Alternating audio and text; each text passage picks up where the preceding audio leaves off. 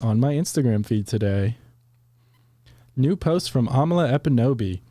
Don't let anyone gloss over or rewrite our history. Happy Columbus Day. Columbus Day's not happy. What? I'm got to leave a comment here. Oh my gosh. How are you celebrating this genocidal, disease-ridden maniac, white supremacist who came to destroy the indigenous peoples? And how dare you suggest that he achieved something great for Western civilization? He didn't discover anything. They were already there. What a bigot. I can't believe it. Who's rewriting history? It's you. Oh my gosh. Anger emoji, anger emoji, anger emoji. Post.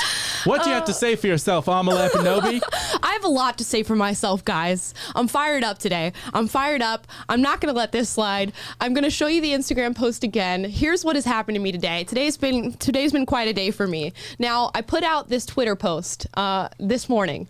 Don't let anybody gloss over or rewrite our history. Happy Columbus Day. And on Twitter, surprisingly, in the echo chamber that is Twitter, this tweet did all right. There was no problem. I didn't get a lot of hate comments on it, as is per usual for my Twitter. But I put it on Instagram, and I don't know what happened. Something must be in the water today, but people were not happy about me saying Happy Columbus Day. I want to go through some of these comments here and see what we got. Let's see.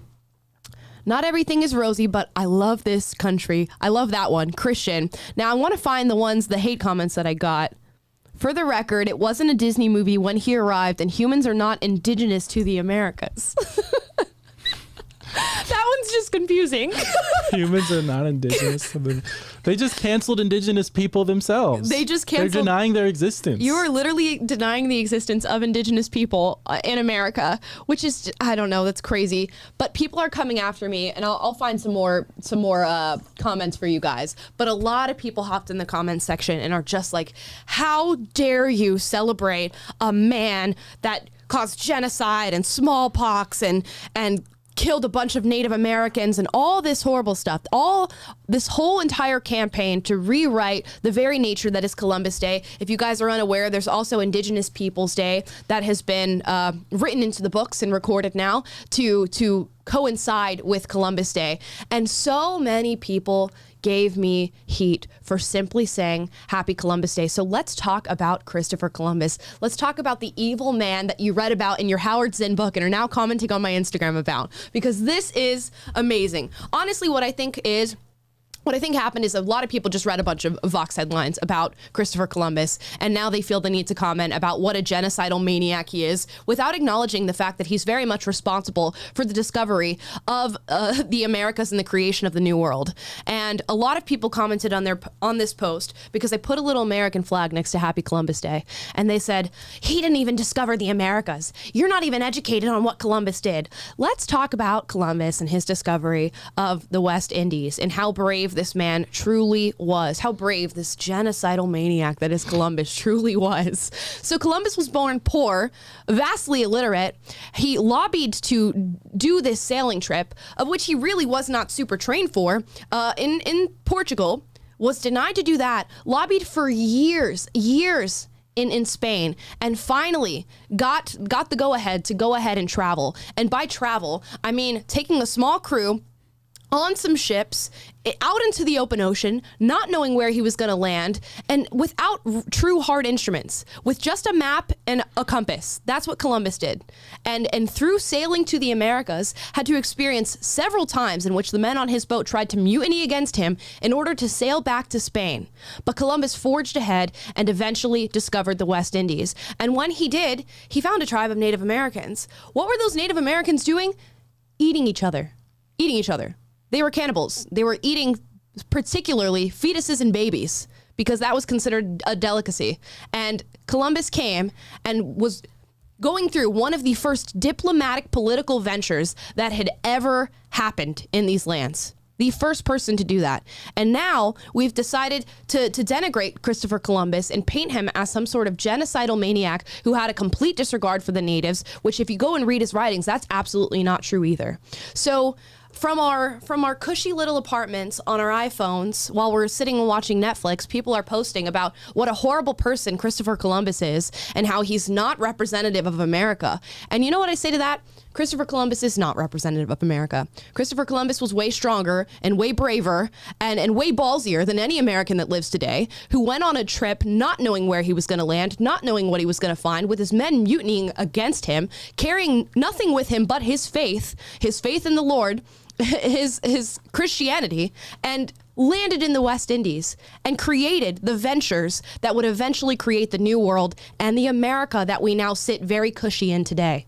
So it's amazing to me the response that I got for this tweet.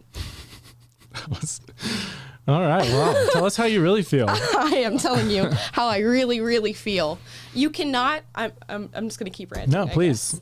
You cannot take a historical figure like this that was simply acting in the interest of God, in the interest of country, and in the interest of his own historical time, and then take what he has done, transmit it through the lens of modernity, and then judge him by today's standards. If you were living back then, and Taylor made this point, if you were living back then in the time that Columbus was living in, and you got the go-ahead to go on this venture, guess what? Most of you probably wouldn't do it because you'd be too weak to do it. But Christopher Columbus did it, and you would be acting in the same interest and through the same historical lens as he was, because what he did was acceptable in the time, just like it's not acceptable now. So you don't get to judge people historically through the lens of modernity. You don't get to do that. And if we did do that, we would be canceling nearly every single historical figure that we hold on a high pedestal today. We would be canceling Martin Luther King. We'd be canceling Obama. We'd be canceling Mother Teresa. We'd be canceling the Dalai Lama. We'd be canceling Abraham Lincoln. If we truly viewed all these people through the lens of modernity that we're trying to view Christopher Columbus as, they would all be canceled. We would end all of their days. We would change MLK's day to Cheating Husband Day. That's what we would do. We would change MLK's day to pro-gay marriage day because he was anti-gay marriage.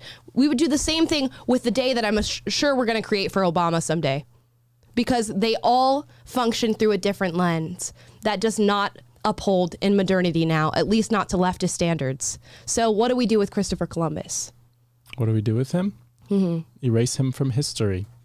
And just assume that the blessings of modernity that we enjoy today just appeared out of thin air, and we can take them for granted and just know that things will always be successful and prosperous, and no one has to actually take risks or be courageous and go explore the unknown and attempt great things. Right. We can just all be taken care of and sit back and just learn about how wonderful the government is to take care of us, and how great our progressive ideas are.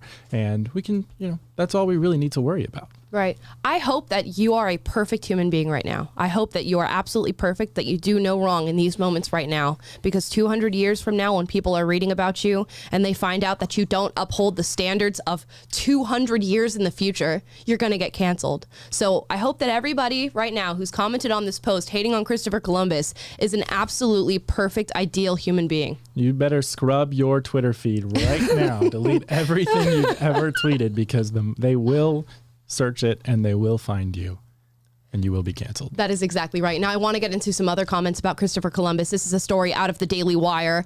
NBA's Popovich, Italian Americans honoring Columbus like being proud of Hitler because we are German. And I see people actually posting in the comments right now under this YouTube stream that liking Christopher Columbus or celebrating Christopher Columbus is like celebrating Hitler. It amazes me. And it speaks to the fact that people have not done any reading about Christopher Columbus outside of a People's History of the United States of America by Howard Zinn, and that total repainting of who he was as a man. As I said, he was one of the first people to actually create diplomatic political actions in the West Indies, and many times in regard to Native Americans in saving their lives, actually. There were colonials who had come and wanted to kill Native Americans, and through diplomacy, Christopher Columbus stopped that from happening.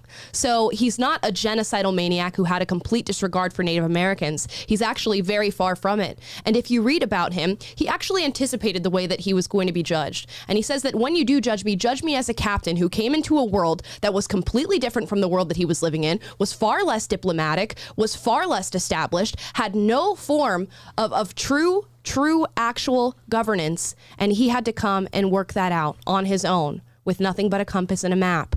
So while you're tweeting from your iPhone, I would love you to think about what you would do in Columbus's shoes. But Popovich talks about Christopher Columbus, and we go through this whole debate. Is it Christopher Columbus Day? Is it Indigenous Peoples Day? And he said, we should be proud of Hitler because we are Germans. And he's obviously likening Christopher Columbus to Hitler. Amazing. Seems like a totally apt comparison. Completely apt comparison, because Christopher Columbus definitely went over to the West Indies and killed 6 million people simply because of who they were and who they were born as. Yep. And showed absolute disregard for their lives. Mm-hmm. It's just absurd. And I mean, let me ask you, what do you think the motive is for denigrating Columbus on this holiday? What's the motive for renaming it Indigenous Peoples Day and erasing the feats of Western civilization? Like, where does that come from?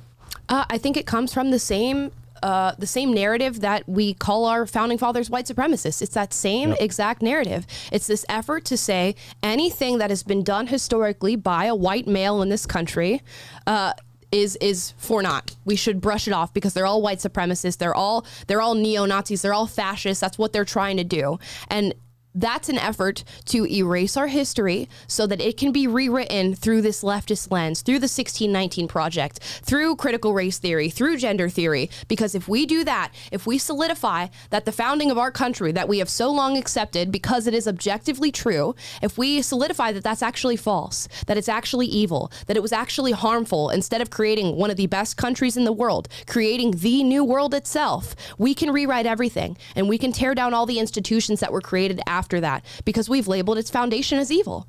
If everything is founded in evil, then everything must go, right? Everything must burn. And then we must create this new utopia where we accept a different form of history that alienates Christopher Columbus, that doesn't talk about the founding fathers, that focuses on slave ships and indigenous people being genocided. Yes, that's it. Exactly.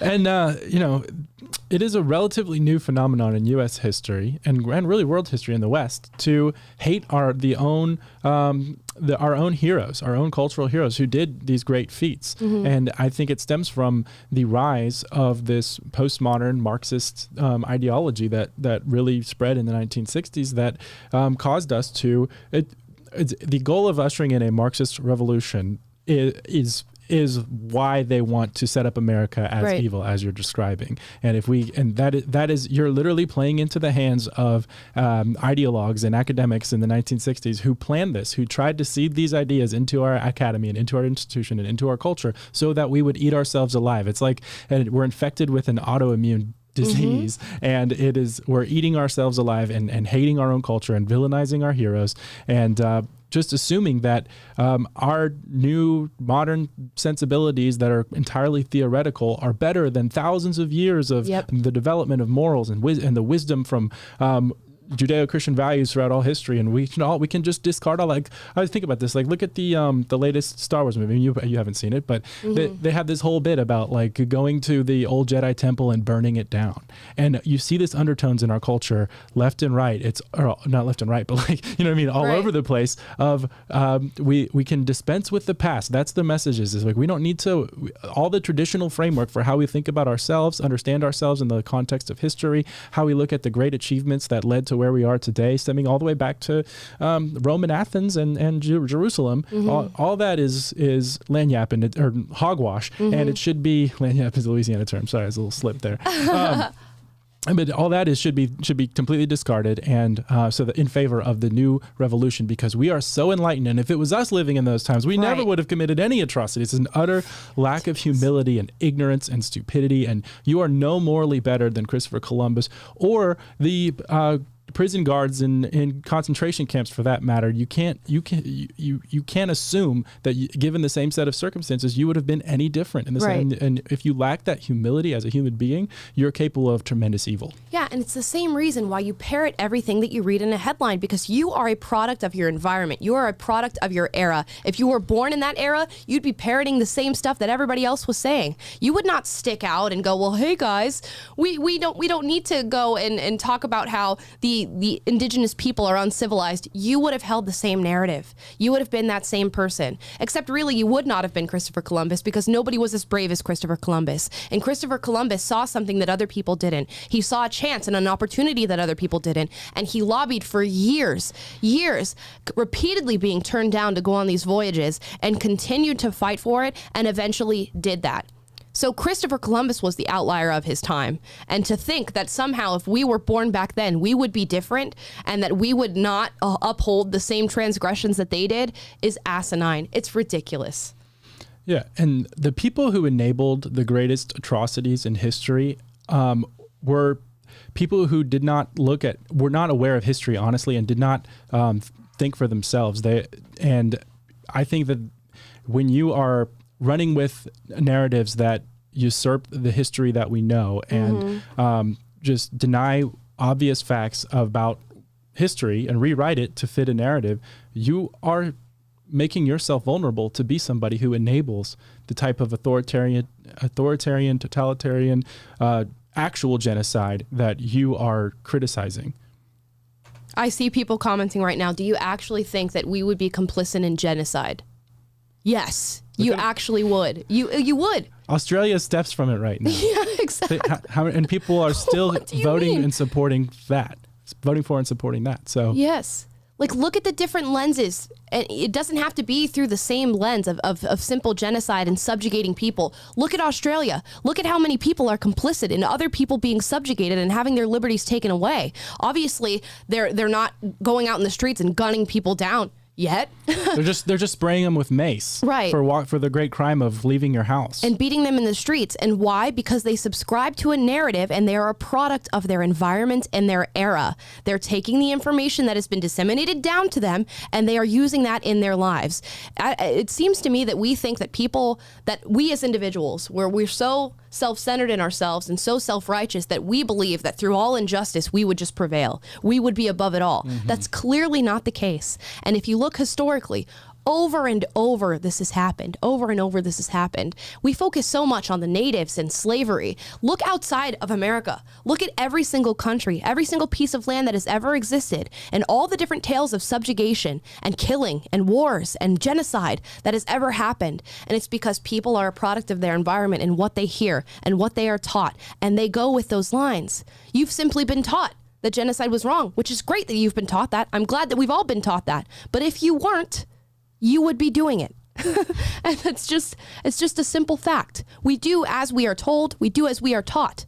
And that's exactly why all this stuff around mandates and taking away people's freedoms are happening, because we are told a narrative and sold it to us, and then we adopt it.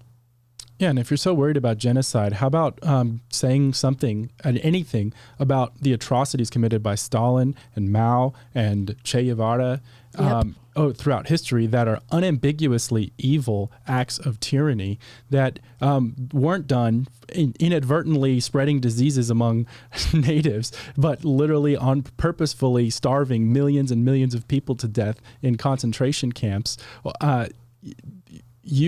It defies reason. If you're really concerned about atrocities, I never hear these people criticize these leftist leaders, right? These radical communists. You never hear anything about that. You don't, and it's because we all think that we are above being horrible human beings. We all think that we are above everybody else that has ever been historically present. We all think that no human today could ever commit such a transgression.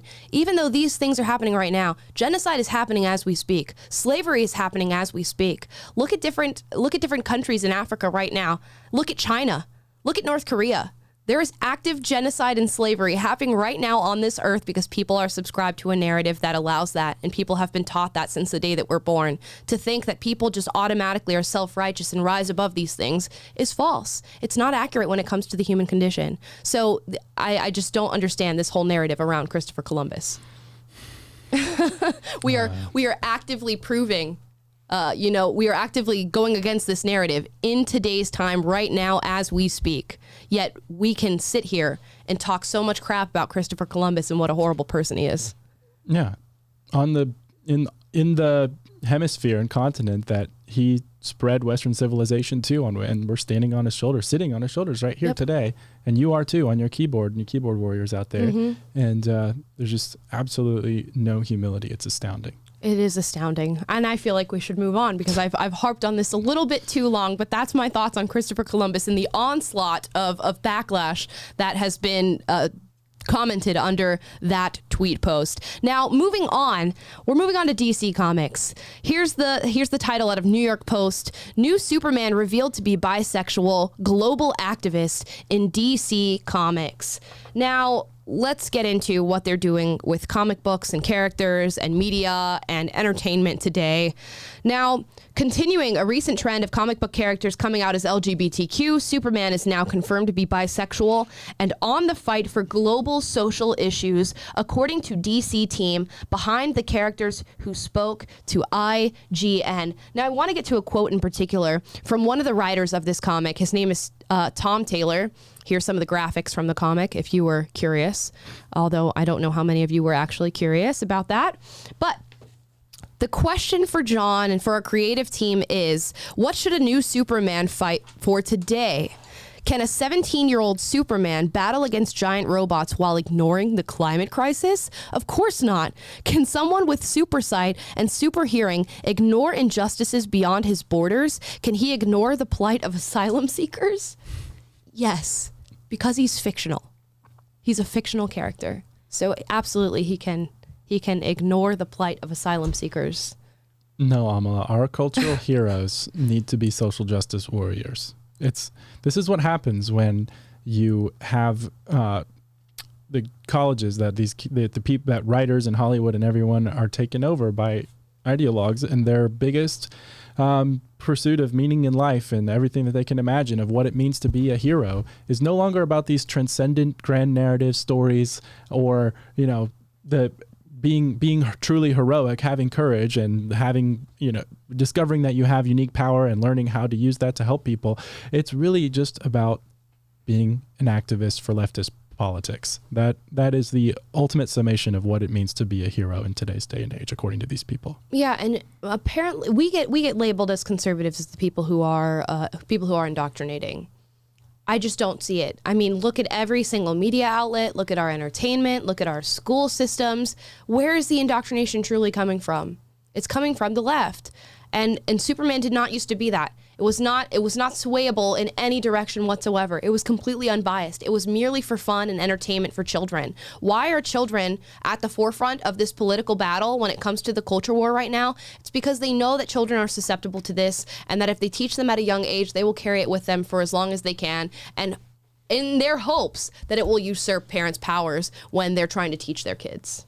Yeah, this is obviously an intentional effort to change the way people think about heroes and change the way children think about what it means to what they should aspire to. You're literally trying to indoctrinate them to become activists. And we long for the days when movies and our cultural stories were apolitical and were more about universal human experiences and universal human truths about what it means to take responsibility for your power and look out for other people and serve the world in good, and instead all that our children have to look forward to now is the best you can hope to be in life is a pink-haired activist.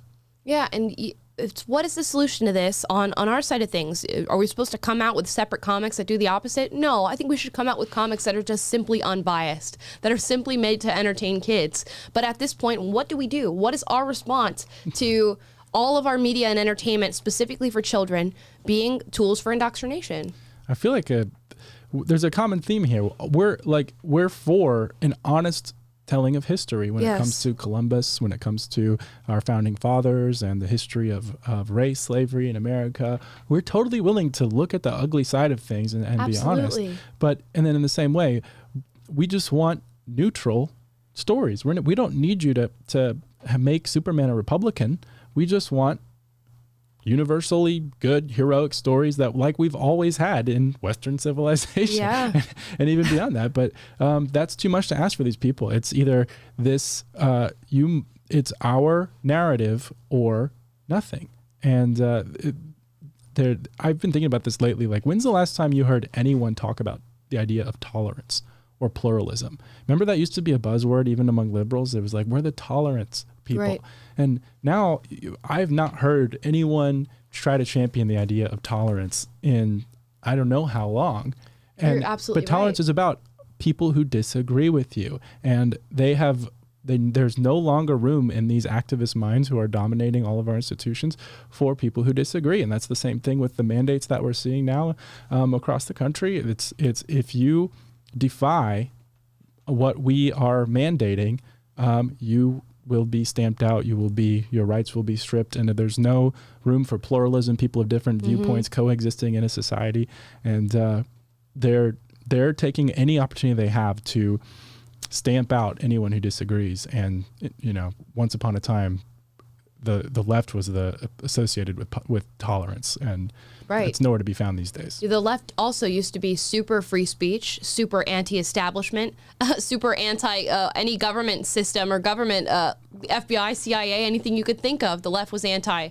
And now they're not. They've completely shifted. But I think, there is a lack of tolerance on both sides. I hear from conservatives and leftists that why should I ever hang out with somebody who doesn't have my views? Why should I ever have anybody in my life that doesn't support my views? And we have transformed from accepting tolerance and saying, we need to find a way to coexist, to just absolutely throwing that out the window. And while I do think that happens more so on the left than anywhere else, I've met conservatives who do the same, and that's not right. How are we ever going to reach a truth? How are we ever going to create a society that which we can coexist in without those conversations, without doing it? We cannot forget the virtue of tolerance when we're having these discussions. Yeah, if there's to be any hope of this, then we have to learn how to coexist with people with whom we disagree. That's not to say that you can't stand by what you believe in or ever have to compromise on it, but it is to say that you need to make space for, no one will ever completely agree with you 100%, and even in a small community, much less in an entire country. So if we don't have a country that's big enough for people who disagree, which was the idea of America was founded on, then what do we have at all? Or you cannot have a functional society where there's no room for people to disagree. You're absolutely right. Now, speaking of switching narratives and tricking people, here is a story out of Southwest Airlines. CNBC states here, Southwest canceled more than 1,800 flights this weekend, blaming weather and staffing. Apparently the weather only affects Southwest and not all the other airlines. Right. I haven't heard about any crazy snowstorms, hurricanes, anything wild happening on our side of things, on the northern side of things, on the eastern side of things. But Southwest Airlines is blaming the weather for their 1,800 flights that have been canceled this past weekend.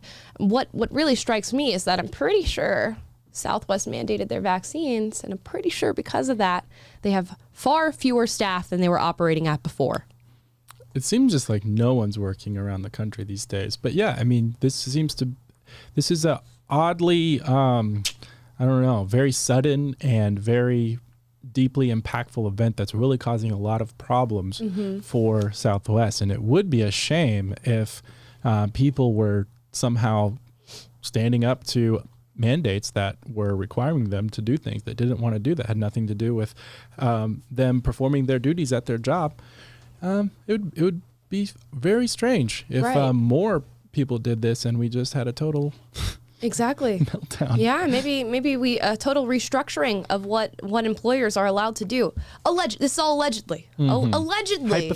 Hypothetically, I feel like if a business mandated vaccinations and employees were not down with that mandate of vaccinations and they choose not to get vaccinated and then they choose not to work for that company anymore, maybe that company would have a hard time keeping its doors open, keeping people in the air. And maybe that company would then publish a story blaming it on the weather when really they're understaffed. But allegedly. These are all hypothetical things. We're not making any overt claims about this on our podcast today. I absolutely would never make a claim about Southwest Airlines mandating vaccines and then not having enough employees to actually staff their flights and then having to cancel 1,800 flights over this past weekend. Never. We would never suggest that protests in such way and organizing around standing up for what you believe in is an effective way to stand up for your values and cause things to shift back in your own direction. Never. And Matt Walsh tweeted here, praying for Southwest today. They are being forced to cancel thousands of flights due to weather conditions that only affect their airplanes and nobody else's. Very unique weather phenomenon. I mean, some might even call that racist because it's only affecting Southwest Airlines. That's pretty discriminatory. Southwest is oppressed by the weather. Yes. Apparently. Yes, the weather is discriminating against Southwest Airlines and allowing American, Delta, Frontier, Spirit, United Emirates, anybody you can think of to remain in the air. That's a pretty good list for someone who's only been flying for like 6 months. Hey, what can I say? I'm learning. I'm a quick learner. Now, one more story here, and then we have a special guest on the show today by the name of Robert P. George, who broke a story that we talked about earlier in this week. This is by Bill Malugin. We're big fans of Bill out here. Taylor and I actually met him at a charity benefit. Very nice guy. But you may recognize Bill's name because he works for Fox LA, and he has been our man at the border with his drones, on a helicopter, letting us know what's actually happening at the border when the other mainstream media outlets won't do so. Here's what he tweeted out. New, what does it look like to not build the border wall? Our drone is overhead in far Texas at one location where steel for the border wall has been baking in the sun and going to waste since January. Tens of millions of dollars worth of steel here already paid for. And here is the video that goes along with this tweet. Let's get into it. Where a bunch of the steel that was supposed to go towards the wall has just been sitting out in the open, baking in the sun and rusting ever since January. I'm told there are about 10,000 of these wall panels just sitting here. This is in Pharr, Texas. Each panel worth about $5,000. You can do the math, upwards of $50 million just sitting there going to absolute waste. Keep in mind, taxpayers have already paid for this. It's bought and paid for, and nothing is happening with it. This is one of two locations. There's a second location right down the street from there where there's even more panels, over $100 million worth of these panels just sitting there. I'm told by a federal source they bought enough steel for more than 100 miles of wall down here. Only about 14 was built before President Biden halted all construction. Take a look at this second piece of video our drone team shot where we're standing here in La Jolla, Texas. This is on Saturday. You can see more steel just sitting out here in the sun going unused. This was ready to go into the ground. They started building the wall out here in La Jolla where they really need it. We see runners coming through here all the time. We've shown you guys video from La Jolla for the past 6 months now. You've seen how many people come through this area. Border agents tell us they really need the wall here. They're incredibly frustrated. They're not going to get it because they can't be everywhere at once, and the wall would be a force multiplier for them to help create choke points. And former ICE director Tom Homan is not mincing his words. He says it just doesn't make any sense to not build this wall given this current surge. Take a listen. The Secretary's decision, let's take another tool away from the Border Patrol to make your job harder so there's even more gotaways. Look at where the crisis in Del Rio and Rio Grande Valley are right now. Where are those tens of thousands of people coming across? There you go. That's the coverage by Fox LA and Bill Malugin over the steel that is sitting and rusting at the border in Texas. As he said, 100 miles were meant to be built, and they have enough steel sitting there rusting in the sun for 100 miles, yet only 14 of them have been built at the Texas border. I don't know why these people aren't working on this. I can't imagine.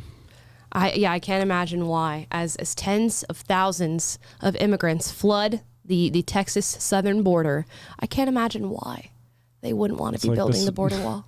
Solution's laying there right in front of you. You already paid for it, but it's just laying there for some reason. But you know who's working on this with the asylum seekers?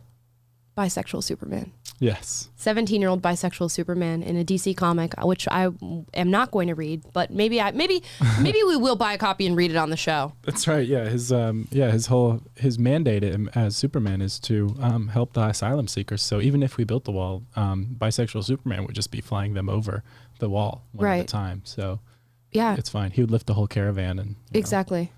And since he's working on climate change, maybe he'll stop that steel from rusting in the sun as well. Very true. Maybe we'll get some benefit from bisexual Superman. It's quite possible that we will. It just gets, I don't know, guys, it just gets crazier and crazier every day. And then I think, you know what? People are going to wake up from this. I think people are waking up from this. This is my hopeful. Do you think that people are waking up from this insanity? I don't know. I live in Los Angeles, and so it's hard to believe that people wake up from insanity. But honestly, the Southwest thing gives me glimmers of hope. That's one of the things lately that I've seen that has given me more encouragement than I think, or like just more optimism, which we'll hear about a little bit about the difference between hope and optimism from Robert P. George here in a second. Yes, we will. But honestly, like seeing people, I mean, hypothetically, organize, stand up for what they believe in, and refuse to comply with tyranny is something that I think will make a difference.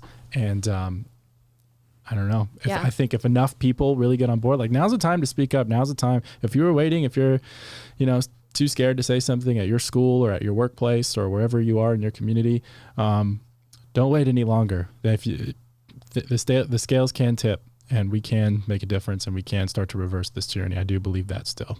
Yeah, that is exactly. But people have to recognize that there's tyranny first, and sometimes that takes it knocking right at your door. But luckily, we have somebody to talk to. I know you guys have been talking. We've been talking a lot about the woke universities and the woke colleges and all that fun stuff that's happening to our young people and our young conservatives who are trying to get higher education. But we have a special guest on the show, and I'll just leave him to it. Hi, everybody, and on the show today we have a special guest by the name of Robert George. He is a professor at Princeton University, as well as one of our tenured 5-minute video presenters. We just put out a video this past week with Robbie, who went over the difference between a republic and a democracy. Mr. George, thank you so much for being on the program. Oh, it's such a pleasure to be with you. Thank you. Oh, thank you. So you put out a story on Twitter that really went viral. Everybody's been talking about it, about a man by the name of Dorian Abbott getting somewhat canceled at MIT. And for our viewers that haven't heard this story yet, I kind of want you to go over your retelling of what happened here.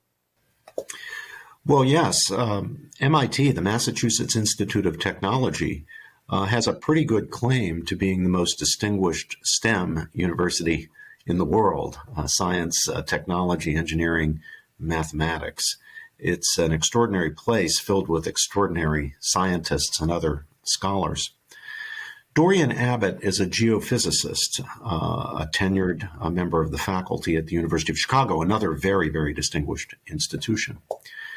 And for his work in geophysics, and especially his work in the area of climatology and astrophysics, he was invited by MIT to give one of its major distinguished honorific named lectures. It's called the Carlson Lecture, and he accepted that invitation and was scheduled to give the lecture on October 21st at MIT. Everything seemed fine. This is the normal way things are done in academia. But then when the lecture was publicized, a relatively small group of graduate students and other activists decided that they would try to get the lecture canceled. They campaigned to cancel the lecture, not because of anything they anticipated Professor Abbott saying during the lecture, which was going to be on how we determine what the climate is like on planets outside our solar system.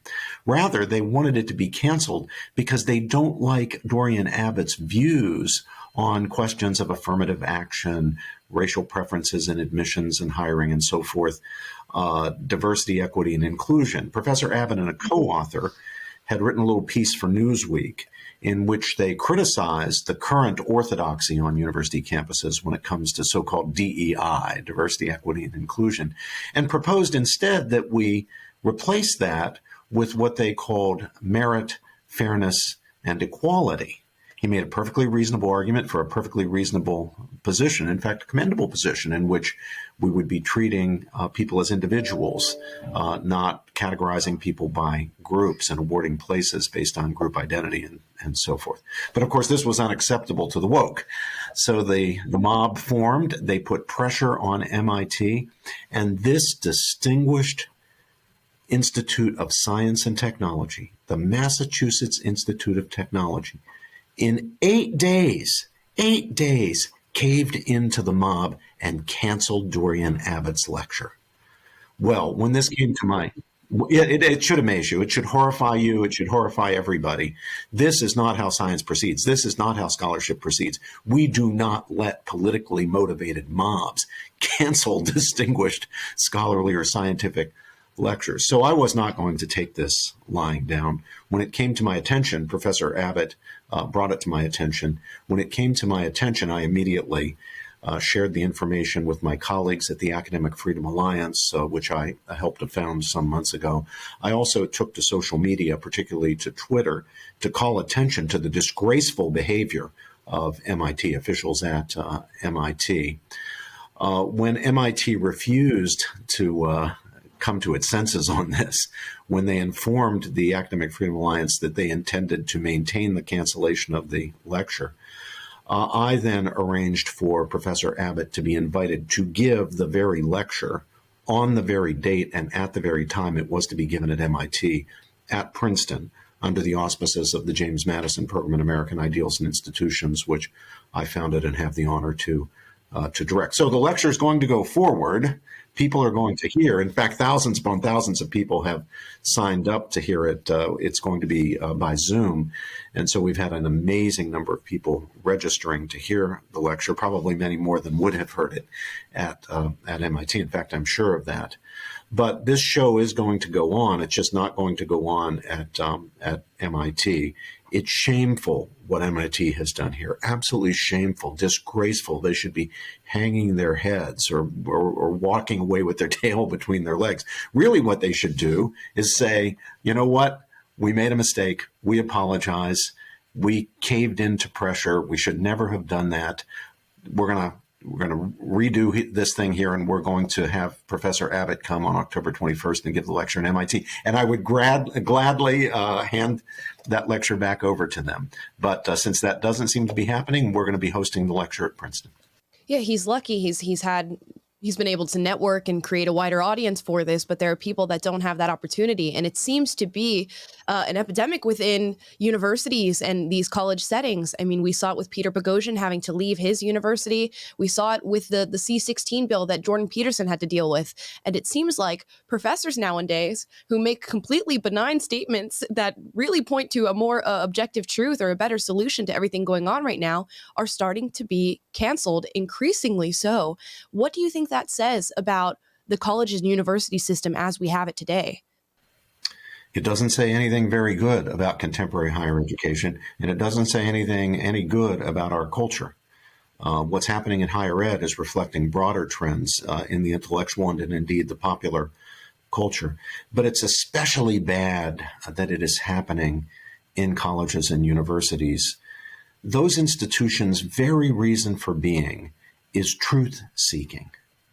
And if we want the truth to be sought, if we want to be a culture that has a flourishing truth-seeking project in our colleges and universities and our educational system, we need to recognize that freedom of thought, inquiry, discussion, expression is to intellectual life what oxygen is to biological life.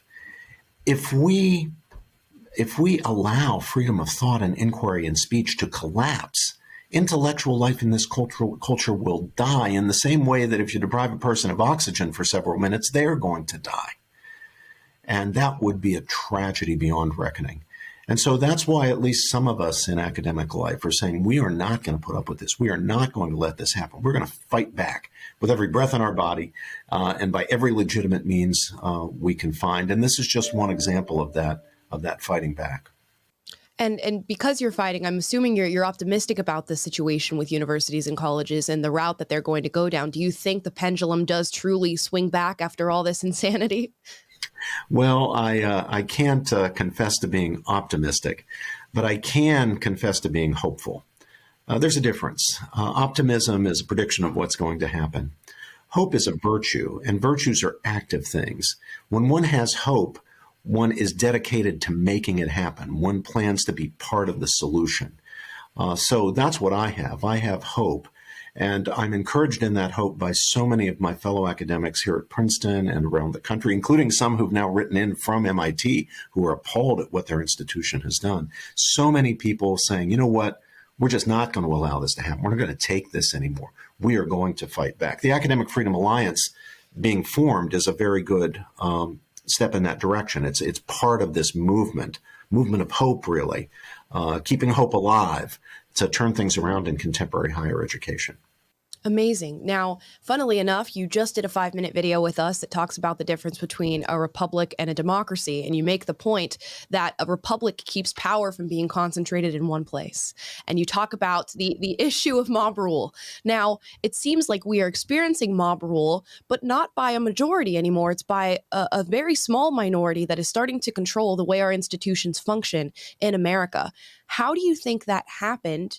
And what do you think the solution is to this sort of rule? The mob figured out a tactic that works.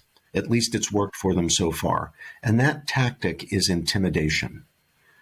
They think, and so far they've had a lot of success, that by vilifying people, stigmatizing people, defaming people, they will have all of us so scared that we will bend to their will. Either we will go along with what they want to do, or we will stand by in silence as they do it. Now, that's bullying. That's all that is. It's bullying. The minority is getting its way by bullying. Now, I don't know what your mom and dad taught you about what you do when you have a bully. Mine taught me is that you don't allow that bully to intimidate you. You stand your ground against that bully, and pretty soon you'll find them backing down, because in the heart of every bully is a coward. And when you stand up to a coward, they're gonna run away. And I'm going to stand up, and I know a lot of my colleagues now in academia are going to stand up to these bullies. Amazing. Now, I've heard from a lot of conservative students. We obviously, our show is watched vastly by young conservatives. A lot of them are fearful of even entering colleges and universities now because they simply view them as indoctrination centers. And this story out of MIT that you've highlighted is evidence of that. What do you say to the kids who are no longer entrusting their education to universities and colleges? Is that a rightful decision, or is that something that they should face and try to fix? Well, I think you have to be careful in your decision making. You have to be judicious in your judgment about where you're going to go to college. There are colleges that are better and colleges that are worse. There are some, a handful, mostly small places, that are really good, pretty much across the board. And then there are others that are complete disasters. And it's hard for me to recommend that a student go to one that's a complete disaster, where that student is constantly feeling as though he or she is under pressure to conform, whether he or she actually agrees or not, where independence of thought is stifled, where conformism is the rule. But then there are a lot of institutions that are in between, a whole lot of such institutions. At these institutions, everything depends on the courses you select, and above all, the professors who are teaching those courses. So if you want to go to Harvard, for example, it's one of those in-between places, and if you've got the credentials that will enable you to get into Harvard, you can get a great education at Harvard, even today. Now, there are going to be some professors who are just going to do indoctrination. And you have to worry that if you don't go along, they'll even dock your grades. There are such people. It's terrible. It's a real sin against the ethics of intellectual life to do that, but it happens. You'll know who those professors are. The word spreads. Stay away from them. You don't even learn from them anyway. They're not really interested in teaching you. They're interested in indoctrinating you. Indoctrination is the very opposite of education. It's the antithesis of education. I'd rather people be ignorant than be indoctrinated. Of course, I don't want anybody to be ignorant. I want learning. But if those are the only two options, indoctrination or ignorance, I'll take the ignorance, because at least then we still have hope. We haven't turned people into automatons. The day will come maybe when they can learn something. But there are still plenty of professors. Again, I'm just sticking with one example, Harvard. The same would be true at a lot of great state universities around the country, a lot of other private universities, small and large, around the country. You choose wisely. You choose the best professors. You study with the best professors. Now, at these institutions, sometimes there are mandatory courses, or courses that are mandatory if you want to do advanced work in a certain field. And sometimes you're just going to have to put up with a professor that it would be best to avoid if you possibly could. There you just have to put your head down and bull through. But even in those cases, I want to be very clear. Do not be a conformist. Challenge that professor. If that professor is giving you a set of readings and they're all on one side, that's what indoctrination is. That's how it works. They give you a set of readings on a controversial topic and all the readings are on one side, the professor's own side. You go to that professor privately. You don't have to have a big confrontation. And you say, Professor, I've been doing these readings. They're very interesting. Can you recommend a reading or two that challenges what I'm being told in the readings that I've had so far? I mean, who are the best writers on the opposite side of this question? No matter what the issue is, put the professor on the spot. I think at that point, you're going to have a very embarrassed professor who's going to start mumbling a few things. Whatever you do, do not say things you don't believe, even to get good grades. We need some courage here, including for our young people. Now, we also need it for older people. And a lot of professors themselves are not exemplifying courage. Our biggest problem is the lack of courage right now, especially among the grown-ups. But even as young men and women going through the educational process, don't compromise yourself by saying things you don't believe, even to get good grades. That impacts your character. You don't want that. It might get you the A, it might get you on to the next step, but it has a negative impact on your character. You need to be a truth teller. You need to be a truth seeker, and a truth seeker is a truth speaker. Don't say things that are false. I can't recommend that to anybody. I'd put it in religious terms, trust in the Lord and move ahead. Speak the truth as God gives you to see the truth. Don't become a conformist. Wow. Everybody listen up. Are you taking notes? Because this is straight from the horse's mouth at Princeton University. You need to know that this is what you need to do. Now, Robert, I want to end on one final note. Now, Jordan Peterson states that dialogue is the avenue to truth. And now there's a group of people in this country and really across the world that is trying to shut down that avenue to truth.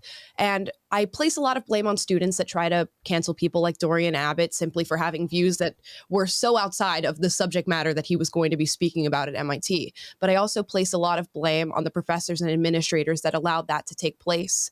What is your message to those people who are trying to shut down that avenue to truth?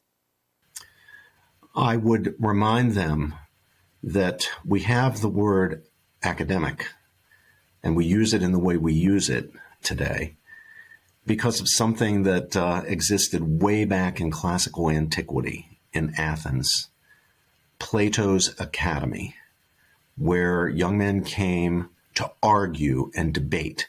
Now, why did they come to argue and debate? Not just be indoctrinated.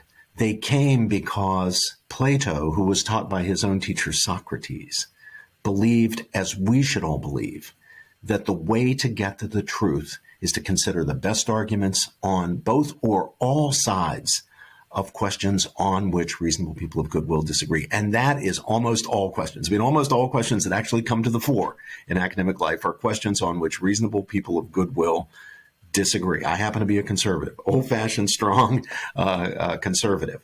But there are reasonable people of goodwill on the progressive side who disagree with me. And if we're going to get at the truth of things, I need to be open to listening to what they have to say, listening to their arguments, listening to the best arguments to be made for nationalized health care or whatever the issue is that they are promoting. And they, if they're to get at the truth of things, need to listen and allow themselves to be challenged by people like me who challenge that progressive ideology. That's how we're going to get to the truth of things. We're fallible, all of us, every single one of us. We can make mistakes, intellectual mistakes as well as moral mistakes. And we can make mistakes not only about the small, trivial, superficial matters of life. We can make mistakes about big things. And in the past, we know conservatives have made big mistakes and progressives have made big mistakes. If you want details, I'll go into them for you. So we know we're no better than our forebears. We're made of flesh and blood and skin and bone. We're fallible just as they are. There are things we might very well be mistaken on. Again, whether you're on the right or the left. Now, how are we going to move if we are in error from error to truth? How are we going to figure out that we're in error? By allowing ourselves to be challenged. If we shut down people who disagree with us, we're going to be stuck in our error. We're going to be in that echo chamber, constantly reinforced by our friends, told that, oh yeah, you're right. Oh yeah, you're right. We're never going to get out of the rut of error and back on the track of truth. So let's be Socratic. Let's be like Plato. Let's make today's academy like Plato's academy, where the best arguments, the best positions, the best that's been thought and said on competing sides of questions is shared with our students so that they can learn to think more deeply, more critically, and above all, for themselves. Wow, fantastic. I think there's no better way to sum up that. What I want to say is thank you so much for being on the show. It's really been a pleasure. If you guys want to hear more from this very brilliant man, he does have a 5-minute video that we put out last week that goes over the differences between a republic and a democracy. Robert, how else can people support you in your endeavors? Well, I'm active in social media. My Facebook friend list has hit the limit, although people can get onto the waiting list. Twitter, there is no limit, so I'm there. My Twitter handle is @McCormickProf. Also, I have a website. It's simply robertpgeorge.com. I think it's com, robertpgeorge.com. I'm an old guy. The social media is still something I'm getting the hang of. robertpgeorge.com, which includes many of my writings, access to my books, a calendar of my speaking engagements, videos of my past lectures, even my musical performances. I'm a bluegrass banjo player. I was born and brought up in the hills of West Virginia, and that's our native music, and I play a lot of banjo, and some of my banjo videos are up. So that website, robertpgeorge.com, is up there for anybody who'd like to learn more about what I think or how I sound. That is great. We're going to leave those links also down in the description below if you guys want to see more and hear more and read more. Robert, thank you again for being on the show. It's really been a pleasure. It's my pleasure. Thank you. What a great guest on the show, man. Robert had so much to say, so well-spoken, and he's a testament to the fact that there are still good professors out there at universities, which gives me hope. Hope. Yes, not just optimism. Not optimism. No, why couldn't we have professors like that in college? I know, I know. I'm also, when are you going to let me off of your Facebook friend waiting list? I'm still. Oh, are you? Are you all maxed out? You all maxed out on your. Is there a max out on Facebook friends? I'm just kidding. I'm kidding. No, but seriously, no, is yeah, there? if you have a page, an infinity number of people can like it. But if you have like your actual Facebook friends, like on your normal Facebook, then yeah, it's like caps out at like 2,000 or something. Well, that's something I didn't even know. Anyways. Well, good for you, Robert. And it is robertpgeorge.com. Yes, it is. is. We found it, and it is linked below. So robertpgeorge.com. Go and follow what he has to say. Learn some things. Listen to some banjo. I'm sure there's a bunch of good stuff on there. That was an awesome flex. It was. Like, by the way, I'm a banjo player. It's like if you want to check West out the Virginia. videos. Right. Anyways, we guys, all saw that coming. Anyways. That is the show for today. I am going to be making an in-depth video about my take on Christopher Columbus Day that is going to go over far more than we were able to discuss on the live today. I'm even going to talk about some of the people that we put on a pedestal today that maybe to today's standards and the leftist standards of judging people historically through modernity, maybe they should be canceled too. Maybe certain people shouldn't have days for their celebration if we're going by leftist logic. So that video is going to be out within the next few hours, so be on the lookout. Please like, subscribe, click the notification bell to be notified every single day when we go live, 2:30 PST, 5:30 Eastern. You can listen to us on Apple Podcasts, Google Play, or Spotify. Leave us a 5-star review there to let everybody know that you love the show, to let us know that you love the show. If you'd like to get a text for when we're live, text live to 41776. That is TO 41776, because I've been getting DMs saying I texted the numbers to 41776. No, that is TO 41776. Thank you guys so much for watching. Thanks for watching, and happy Columbus Day. Happy Columbus Day. Go out and enjoy some of the blessings of Western civilization today. Yes, that Columbus contributed to. Bye, guys.